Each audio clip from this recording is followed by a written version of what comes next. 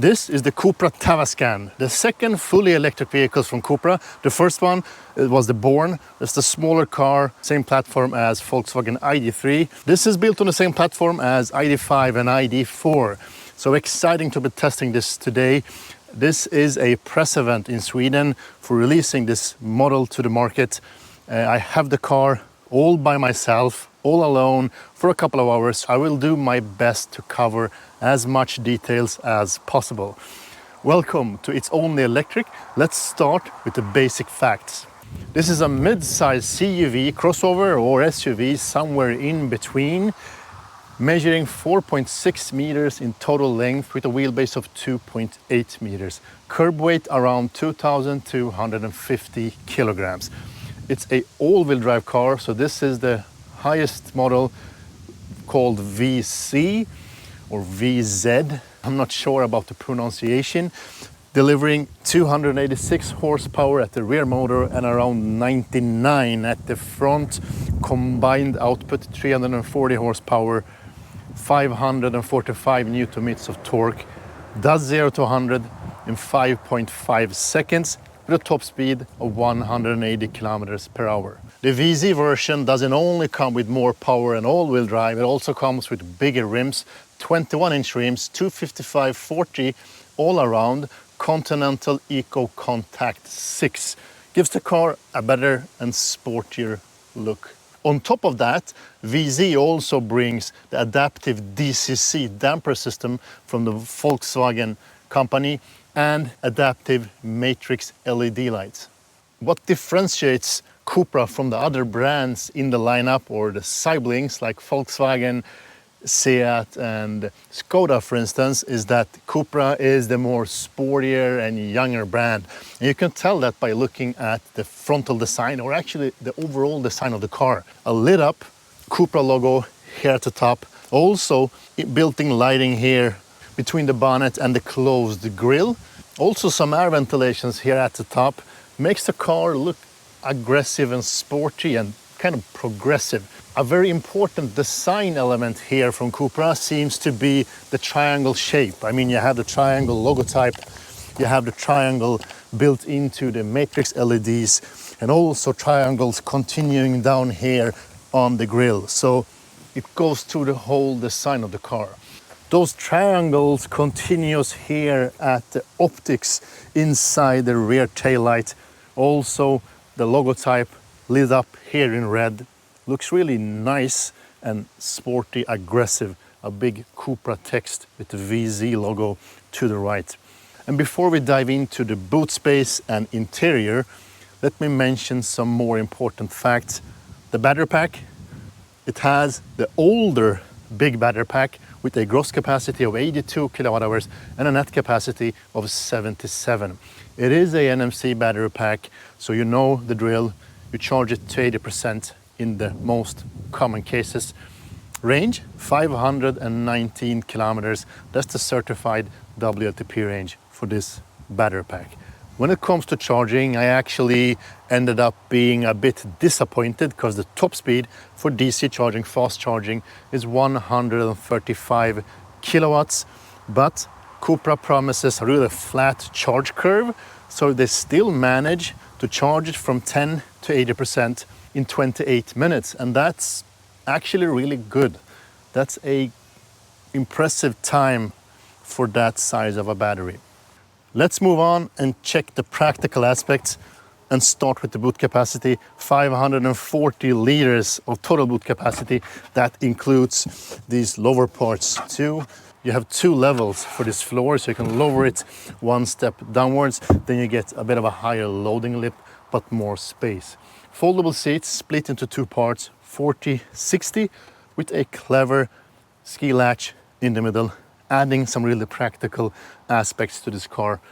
Cargo securing hooks, 4 of them placed around the boot. Some grocery bag holders. You can also add a tow hitch to the car. It's not included, that's extra, with a tow capacity of 1,200 kilograms for the VZ version. It's 1 ton flat for the rear-wheel drive version. So not that much of a tow weight, but still possible to tow things, and that's always good. Let's check out the back seat. Door closing sound is fine, it's premium, it's solid, as all the other cars in the Volkswagen group. It feels sturdy. When it comes to the materials, it's hard plastics here at the top. And I don't know if you see it from over there, but there is a star pattern with built-in ambient lighting, LED lights. Gives it a really nice effect here, especially during nighttime. It goes for all 4 doors actually, so they haven't spared that money for the back seat. So that's really good and impressive to see, because I really think that back seaters also should have a good experience inside the car.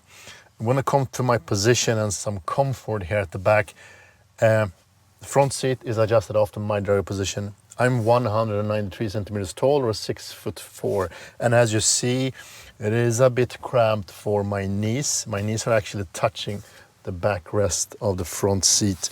My feet are very easy to squeeze underneath the front seat, which makes the room in the footwells really good. No problem whatsoever. And the seating position is also good. Very comfy back bench, sculptured for you, especially the 2 outer positions. The central one is a bit more flat, but a comfy position with this kind of a Alcantara perforated seats in the middle. Headroom, I'm not touching, I'm close to, but I can sit straight without any problem. I have like 1.5 finger of space left before touching the headliner, so that's good. Whilst talking about the headliner, this car is equipped with the Adrenaline package, which brings panoramic glass roof with an electronic curtain to shade off the sun, and also a head-up display. So that's on top of the VZ basic version. The mid-console consists of 2 manually adjustable air ventilations, seat heating at the 2 outer positions in 3 levels, with a small lit-up screen here that shows or indicates the amount of heating. Underneath that, 2 USB-C ports for charging your devices, and you also have 2 pockets for storing your phone or your iPad or whatever you want. It's up to you. Here in the middle, we have a central armrest with 2.5 cup holder, 1 for small bottles and 2 bigger. And as I mentioned earlier, this is the ski latch for loading long things without disturbing the 2 rear passengers. I think that's all from the back seat. Let's have a look at the front. The interior design gives me kind of an organic feel with this snake skin finish, the wavy shapes, kind of an exoskeleton design. That's at least what I think of when I see it. On top we have head-up display from the Volkswagen group. That one is one of the better on the market. It's very clear, it's big, gives you good and easy to understand directives. Underneath that you have the 7-inch standard instrument cluster. To the right, a big and beautiful 15-inch screen running on the Volkswagen Group's latest software. It's skinned with the Cupra brand to live up to the expectation of the rest of the car. The touching feel here at the top is kind of a rubberized plastic, so it's soft touch. Plastics here at the sides and built-in air ventilations, very slim. They are still manually adjustable. And if we continue downwards here, we have this spine connecting the dashboard to the central console. Most further into the dashboard, we have 2 USB-C ports. In front of that, a Qi charger, some storage for your key, for instance. The hazard lights is on top of the spine. In front of that spine, there is kind of a soft rubberized material too. 2 adaptive cup holders, the armrest, cushion, a fairly deep pocket with a 12-volt outlet for charging your devices. The door panels, this snake skin touch and design follows through with a soft touch material at the top, and the star pattern LED lighting also exists here at the front. In general, a good looking door panel, a bit plasticky in some parts, but still good for its class. The steering wheel is among the best looking steering wheels on the MAB platform, if you ask me. To the left, you have this haptic control panel, volume control, and the rest of the buttons is for utilizing the driver assist functionality. To the right, you have some more media controls like forward and reverse when you're choosing songs or media, voice control, and also a view selector for the instrument cluster here in front of the steering wheel. Underneath that, a Cupra dry mode selector. And to the left, you also have a dry mode selector. So the one to the left is to toggle between all the different dry modes, whilst the one to the right is to toggle between Sport and Cupra. I don't really get the point with that because you can still access the same ones to the left. So this is more or less a shortcut for the one to the left. But it looks good and it feels a bit more sporty. Didn't mention that, but the dry mode selector is placed at the same place as all the Volkswagen Group's cars. So easy to find, and it's a new design, not the one fixed to the instrument cluster. It's from now on fixed to the steering column, and that's good. Let's take a left here and see how it behaves. So if you're used to the Volkswagen Group cars, you will be able to feel at home and feel safe in this one because it works the same way. It's more or less the feeling that's a bit different, and the layout and the attitude of the car. I will toggle through the different dry modes.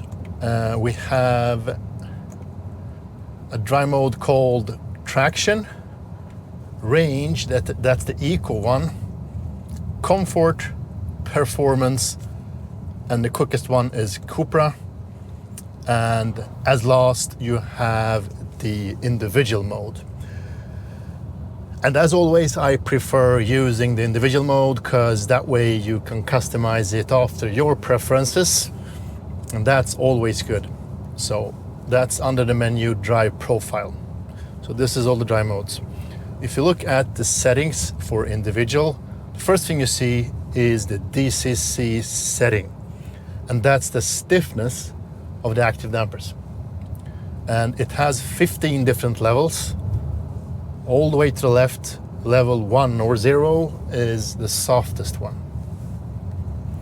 Most further to the right is the one called Cupra, or sportiest one. That's the stiffest setting.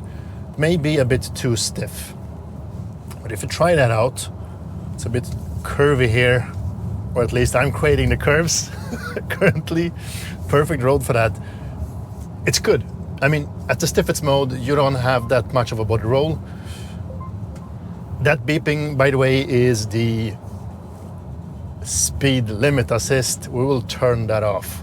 And there is a shortcut for that called speed warning if you slide from the top. So it's fairly easy to turn it off. Now it's gone. Let's switch over to the softest mode and see. It's a big difference. And I had said that before, the DCC from Volkswagen Group is really nice. It adds a lot to the driving experience, and it's really a big difference between soft and stiff, and I like that. And I don't like the softest mode. It's way too soft for me. It's way too much body roll, so I prefer at least driving it on in the middle on 7 or 8, even stiffer than that.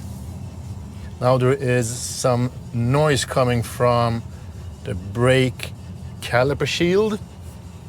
I actually drove on a gravel road, so it appears to be some gravel stuck between the brakes and that shield. So it makes some noise, so if you wonder what it is, it's nothing dangerous. That happens to every car. Okay, so let's put it on to the stiffest mode and to Drive Profile Cupra. Whoa, it's immediate. Also gives me some wheel spin from the start. That's exciting, actually. It's rapid, it's quick, it's nippy, it behaves well, and it's really responsive on Cupra mode. And on the stiffest setting for the suspension, it really feels safe to drive. It feels engaging, it feels fun. I think it's more sporty than its siblings, at least the ones I have tried. Let's go back to individual. So other settings you can set is the setting to the all-wheel drive system called performance, then it's more aggressive, or probably 50-50 when it comes to traction. The steering is set to Cupra. You have different settings: comfort, performance, Cupra. Engine, that's the motors, comfort, performance, range, Cupra. You also have a AC system. If you want to set it to different settings, you have comfort, performance, Cupra, and also the air conditioning. Range, that's the eco mode to save some energy on long trips. It's on comfort now, that's a bit more comfortable. Let's jump between comfort and Cupra and see how big the difference is, especially on the accelerator. Okay, so it's still fairly quick at the start, but it doesn't give you all the power immediately. It actually gives you like 70%, and then after that slowly pushes up the power to the limit. If you do the same thing with the Cupra setting, it's a lot quicker to the top. Yeah, almost immediately gives you 100% of auto power. So that's the big difference. And of course also it's a big difference in the behavior of the suspension and dampers. It's so much softer, it's so much more leaning than in Cupra mode. Nice to drive on twisty roads. Doesn't feel that heavy actually. It's engaging to drive for sure. And I've decided, I have made my decision. I mean, I use the individual drive mode, but still set everything to Cupra, so I can use Cupra instead. Cupra is the mode I drive this car in. End of story. It's a nice car to drive. And it is also comfortable. It is not that harsh actually, even driving on a stiff mode for the DCC system. Feels sophisticated at the same time as it is sporty. I haven't mentioned the seats. The seats are powered. You don't have any thigh extension, but you can adjust the angle. And you also have the lumbar support, 2-axis lumbar support. So that's good. Heated seats, by the way. It's a 3 memory settings, so it can memorize 3 different drive profiles. That's good. One thing that I miss is the adjustable headrest. They are fixed. That's a more sporty way of doing seats, but I still think that individually adjustable headrests is a better way to go. Fortunately, the support works fairly good for me, but I guess there is people out there that will be missing a adjustable headrest, so that's sad. But that goes for a lot of electric cars these days. Seems to be a design thing, but also a way of saving money, for sure. Let's have a look into the recuperation. There is normally 2 main modes, one called D and one called B. You toggle that between this drive mode selector or the gear selector behind the steering wheel. So B is the permanently maximum activation of recuperation. That's the highest level. Doesn't come to a full stop. It breaks down to like 10 kilometers per hour or 8 kilometers per hour, and then it continues and keeps rolling. The other mode is called D. And D is more or less the manual mode for recuperation. and you have a couple of different levels. You adjust the level by using the paddles behind the steering wheel. To the left you have a -1, to the right plus. Minus in this case means increase the recuperation, and plus means decrease it. So the maximum level of recuperation, the same as in the B mode. So it doesn't come to a full stop, no pedal, one pedal driving, but it's the maximum level. If I decrease that all the way down to 0, it starts coasting. So 0 is fully coasting, like a combustion engine. That's perfect to use when traveling on highways. So if you want to decrease, increase, and play with the recuperation levels, the D mode is a good choice for you, and especially on long trips, because then you will probably save some energy coasting down the slopes. Otherwise, I would keep it on B mode, especially in city driving, because then you will recuperate as much energy as possible in dense traffic. So that's the mode to use. And that's the mode I use in most cases. So I haven't talked about the price yet.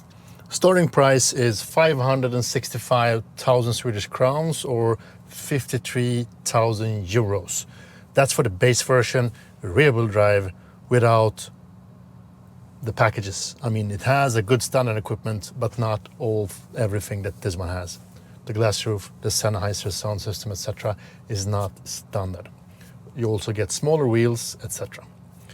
This car though costs 680,000 Swedish crowns or 63,000 euros. And that's for the VZ version. So all-wheel drive, 340 horsepower, and the adrenaline package included, with the Sennheiser sound system, the head-up display, the heat pump, the panoramic glass roof with the sunshade, etc. So everything you need is included in that package. So that's the price point.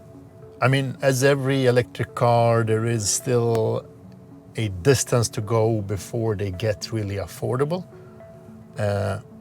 But it is what it is for the moment. I guess the prices will go down when time goes by, but still expensive.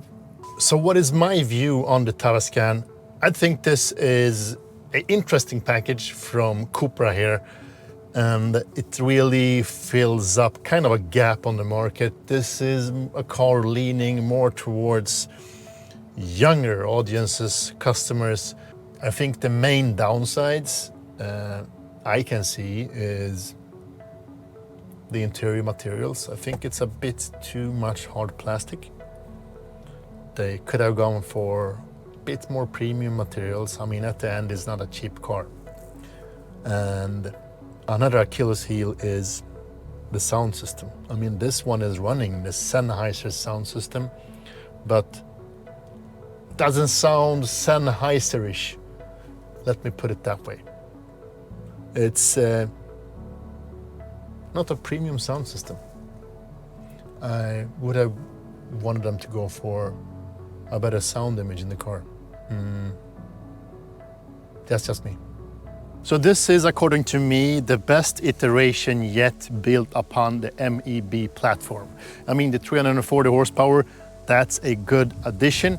That together, baked into a very sporty exterior and different organic interior, really gives some extra excitement and taste to the market.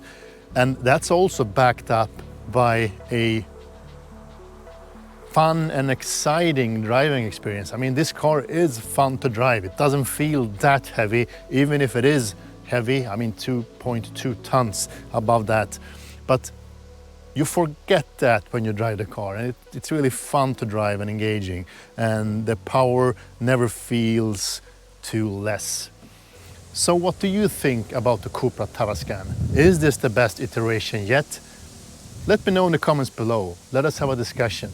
And as I always say, like, subscribe, and engage. and stay electric.